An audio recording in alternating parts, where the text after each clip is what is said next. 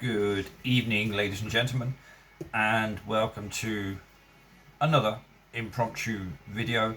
I hope everybody's fine. I hope everybody's doing well, had a good week, and I hope everybody's got some things to look forward to this coming weekend. I've not had a bad week, been relatively busy, if I'm totally honest, but more with sort of positive things, which is always good if what you're dealing with is not necessarily of a negatively stressful nature.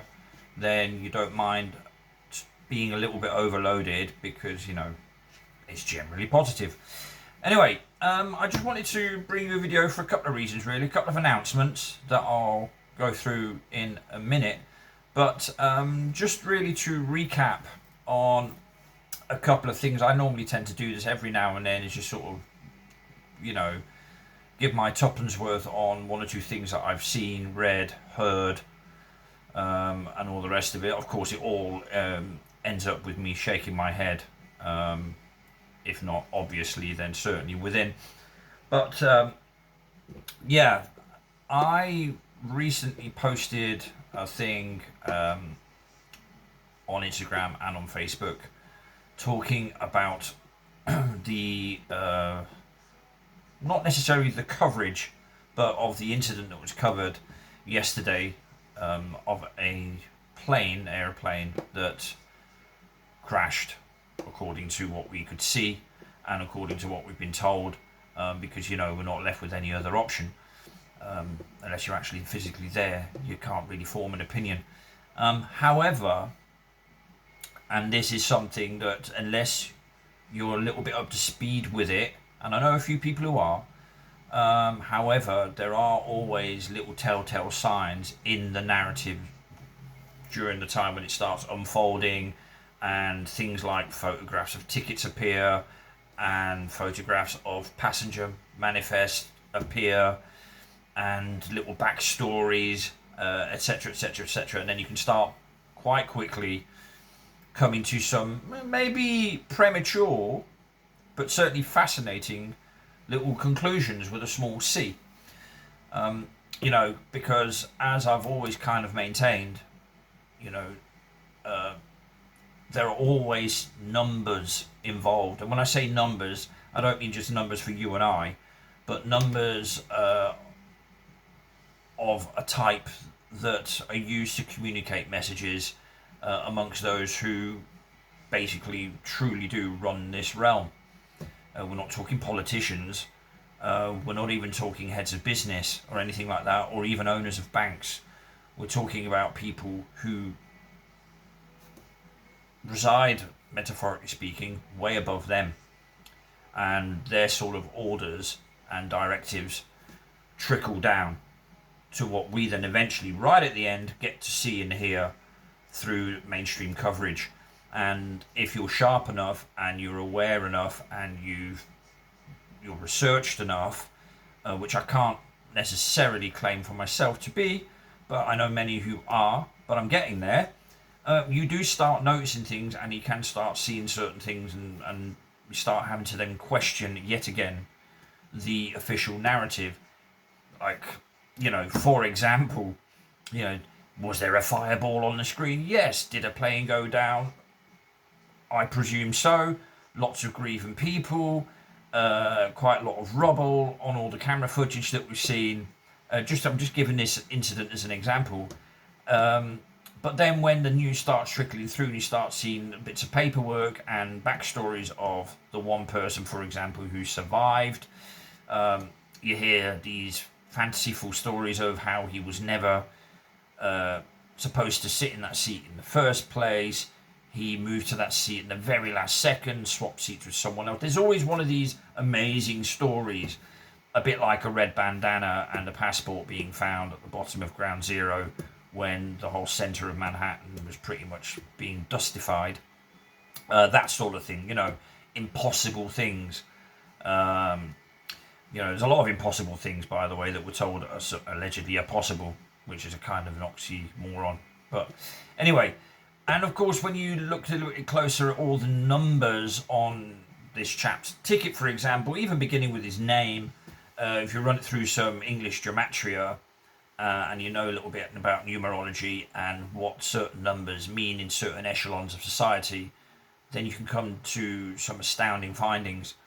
And yesterday, the theme was exactly what you would expect to see uh, when we're talking about staged. Now, I'm not talking about the whole event being staged, but elements of it most certainly. Elements of it most certainly. I'll give you an example of where you could compare that. Let's say the so-called alleged attacks on the World Trade Center back in 2001.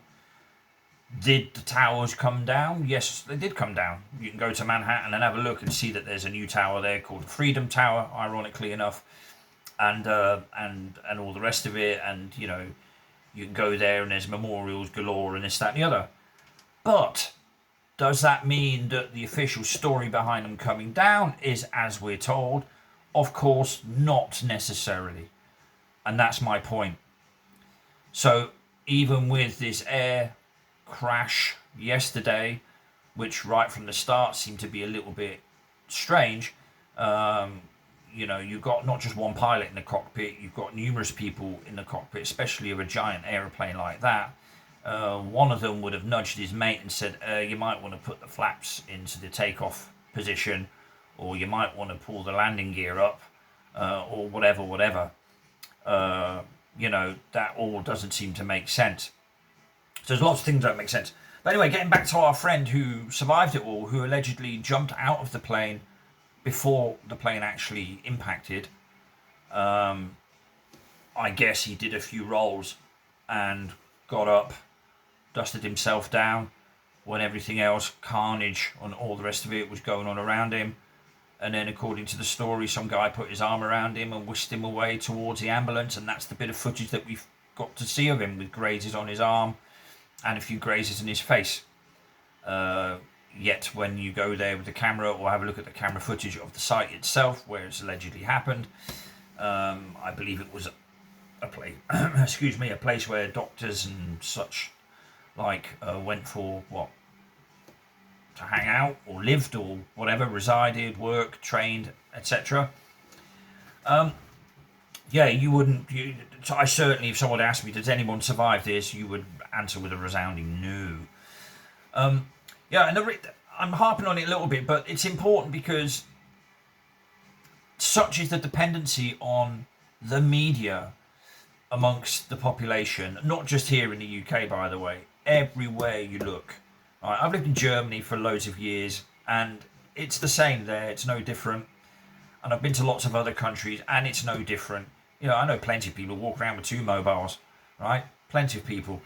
And when they say to me, you know, well, I don't watch TV, you know, my counter argument to that is, yeah, but you're carrying it around in your pocket now, aren't you? So you're being inundated with this, dare I say, nonsense, right?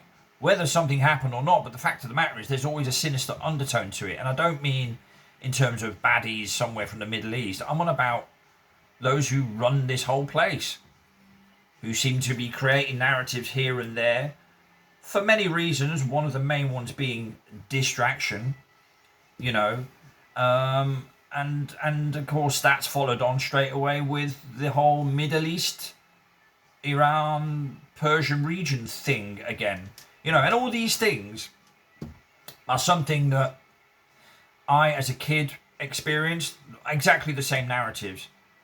Plane crashes, Middle Eastern strife and aggro and beef, always the same key players, really, you know. We know who we're on about there, don't have to mention it by name, really. And it's always the same narrative. Then you have America always being mentioned as some sort of broker role because they're somehow in the eye of the population are held up to be the kind of world's police force, blah de blah de blah, etc., etc. You got the bad Russians, you got the naughty Chinese, you've got the incompetent Europeans, and so it goes on and on and on. And then, you know, you'll have the odd epidemic, pandemic, epidemic, whatever, outbreak of some sort. You'll have racial tensions, you'll have immigration problems, and issues surrounding homophobia and such like, and all the rest of it. This has been going on as a narrative, all of that lot that I've just mentioned there, since I was as far back as I can remember watching or noticing telly and news and stuff. So we're talking going back to 1980, let's say, which I recall. I think one of the first messages I ever heard that stuck in my mind was John Lennon being shot, for example, allegedly. I have to always say allegedly, because do you really believe and trust what the media tell you? I mean, let's think about what happened over the last few years, ladies and gentlemen, and I would say on that one, it also has to be a resounding no, preceded by an absolutely. So roughly 6 or 7 years of age I would have been when I first paid attention to messages coming through. We used to have an old stereogram back then until we upgraded to a Sanyo stack system, equipped with a nice set of headphones and also a microphone, so you could DJ your own mixtapes. But anyway, just so that's really the point I'm making here, is the fact that now that we kind of know a little bit what to look out for in terms of little giveaways within that narrative, that you normally wouldn't notice if that's not what you're looking out for, right?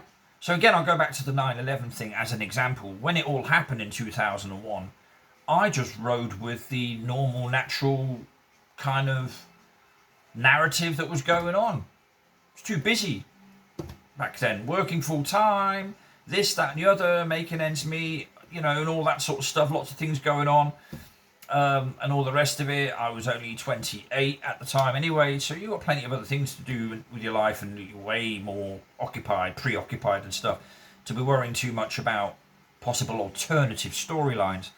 So it took me a number of years before I came around a little bit, and that was just a little bit over time, but I was willing to have a little look. That's really the point I'm making. And there are still far too many people who cheaply fall for the officialdom and just go with it. And I'm really a little bit at a loss as to not understanding, or I don't quite get how it is that there hasn't been some sort of shift in that fundamental standpoint, or that fundamental approach to the information that's being blurted out, bearing in mind what's happened over the last few years, and especially bearing in mind, for me personally now, that is, a lot of the feedback I got from having taken part in vigils and stuff like that, where people put away their differences, had proper conversations, and they were aligning and kind of recognizing the fact that, yeah, we all know we're being lied to, but now it's getting serious, and we really are noticing it and seeing the patterns of how these lies are put out and how the distractions work, how you're kept in a state of fear and anxiety, and in a state of low vibration and all the rest of it.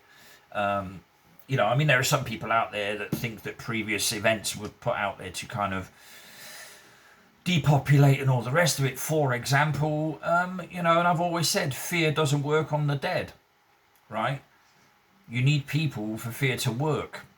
And that's where we're at, because they're churning out the bad news stories, and it's affecting people. There's no doubt about that for me. I'm seeing on a daily basis how people are reacting to the smallest things, very stressy, very tetchy, you could put a lot of that down to, of course, the stuff that they're shooting up spraying in our skies as well. Absolutely. Because that's not healthy. They're not doing that for our benefit, even though, again, it's being sold to us as if it were for our benefit. And that's the first point, where people have to understand that we're not living in a world that's set up to benefit us, right? It's not a compassionate setup. It isn't. And anybody who's been through the ring or has had to sort of, and I would say that's most people who have gone through traumatic experiences, had to deal with things, maybe with authorities and all that sort of stuff, they know damn well, especially when you're of a certain age, how difficult it is to get things done, the hurdles you have to overcome, the hoops you have to jump through, the obstacles you have to, somehow negotiate. it's all there to really make it difficult for us, or keep things difficult for us, because we're of course born into this system. And that brings me on to the next point, and that is the understanding of the system and where it has its origins, and starting to question the history books and all that sort of stuff too. Because once people get an understanding of the lies that are there, and I came to that understanding through my sort of old world, if you like, buildings research, and just taking a look around and paying attention and being aware, that's over the years now led me to the conclusion, and more so to an almost certainty, that, for example, our civilization doesn't go back much more than the 1800s, and everything that preceded that is backwritten. So, history books are written by the victors. Swap that name for Victorians and you'll bang on the money as far as I'm concerned. A little example, people are finding Saxon coins a foot under the topsoil, and yet you dig a few yards into the ground and you're finding brick walls and brick tunnels and all sorts of stuff, and there's more and more of it being uncovered because there's more and more people clicking onto it. Right? So everything's been flipped around. The whole historical being, our whole historical fabric has been absolutely, dare I say, fabricated. And that includes religions and so-called scriptures and all that stuff as well. Things like countries, all been no longer than 150 years old or something like that. Sort of mid-1800s to late 1800s. Before that, we didn't even have European countries per se. That all came later. For example, there's a lot of things that we've been lied to about, with a couple of truths here or there mixed in with it, because otherwise lies don't stand the test of time. You have to add the odd truth in for stability. And slowly but surely, some of us are coming round, and whilst it's a sort of an illuminating, dare I say, experience, and it's a constant experience, it's also very frustrating, because I just wish more would jump on board, at least in terms of willingness to have a look and engage, and not have the shutters go straight down straight away, or not to be going into defensive attack even mode and ridicule mode straight away when I talk about things that actually, if you take a closer look and have an understanding of it, do start to make sense. And there's plenty of books, by the way, if that's your fancy. If you think that the only way to gain knowledge is to actually read peer-reviewed books as opposed to use your own observations and discernment, there's plenty of books. I have some here at home, quite a few actually, that talk about things like secret societies and numerology, and how that all ties in with symbology, and how that is all covered and all arranged and all monitored and all the rest of it, and that we, the people on the ground, are part of that overall game, if you like. But yeah, so I just wanted to sort of, I won't call it philosophizing, I'm not going to put myself on a pedestal, I won't go that far, but certainly a few thoughts that I wanted to bring to you sort of in words, because it made me think a lot about, blimey, how was it then when I was a kid? I'm 52 now, so going back 30, 40 years, in fact, when I was 12, let's say, a bit younger than my daughter now, the technology aside, what was actually going on narratives-wise and all that. And lo and behold, pretty identical.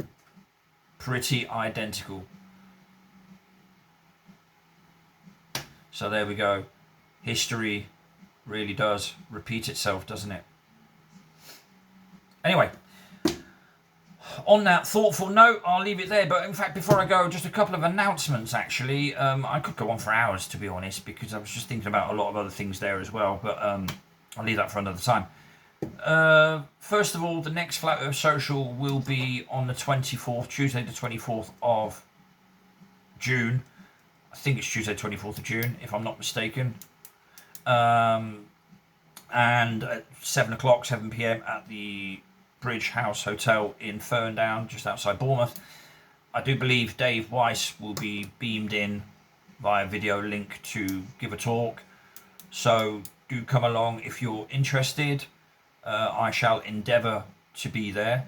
I've been to the last few. It's been fun, and like I said, I keep saying this, I quite enjoy. This is nothing against the speakers or the presentations, by the way, because otherwise I'd be shooting myself in the foot there.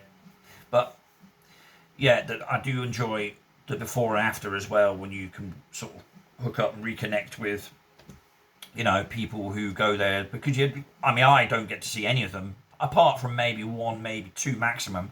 I don't really get to see any of those people who go to that social until the social. So that's the chance for the catch up. But anyway, so Dave Weiss is presenting. So do come along if that's your bag, or if you're interested in what he has to say. Like I said, 7 p.m. Tuesday the 24th of June.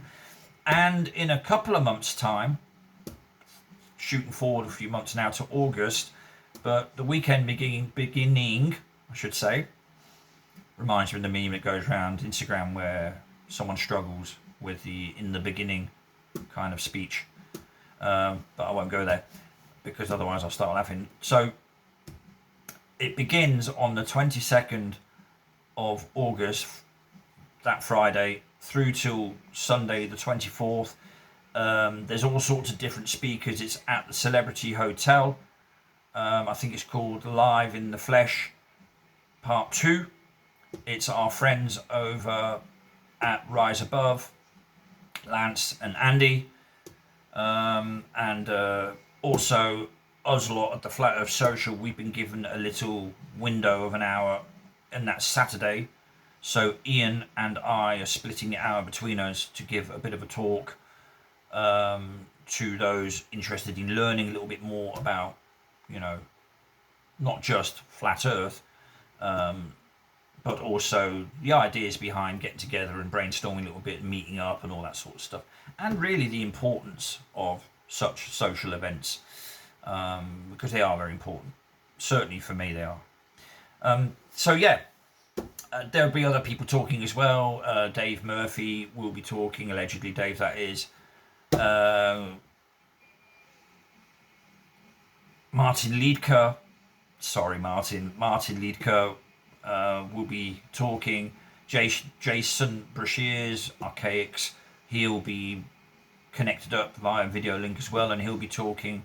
And many others. There'll be some entertainment, there'll be workshops, there'll even be speed dating if that's your thing. So do check it out. If I can, I'll put the link in the description after this video. Otherwise, check out some posts on my Facebook page, Sven Pillay, or if you find me on Instagram under, you guessed it, Sven Pillay. I like to use my name, not like many others that I know who don't do that, because I've got nothing to hide with what I say. I think I'm stating the obvious, really. The problem is it falls on deaf ears, often fearful deaf ears. But anyway, yeah, go and check out that link and you'll have further information there as to prices and weekend tickets and day tickets and all that sort of stuff. Right, I think I've waffled on more than enough. Just watching the tennis earlier, actually, by the way, just to round off. An interesting fact that I didn't know, but the clay court tennis, for example, Roland Garros, which is the French Open, and not just the tennis, but there are quite a few sports that are played on clay. Like the Germans, for example, play a lot of football on their clay. I used to when I played football there before you make it to pro level. They do a lot of football playing on clay, sort of clay, ash clay sort of turf, surface, sorry I should say, along with athletics and a few other sports. But I didn't know this, but that clay is actually, or does consist of, crushed bricks. So there you go. That's one way of getting rid of some of the stuff once you've demolished some old buildings, isn't it? But I just thought that was an interesting little tidbit. Okie dokie. On that note, thanks for popping by and having a little listen in. And I will see you all soon. Some of you sooner. Until then, take it all easy, and ta-ta for now.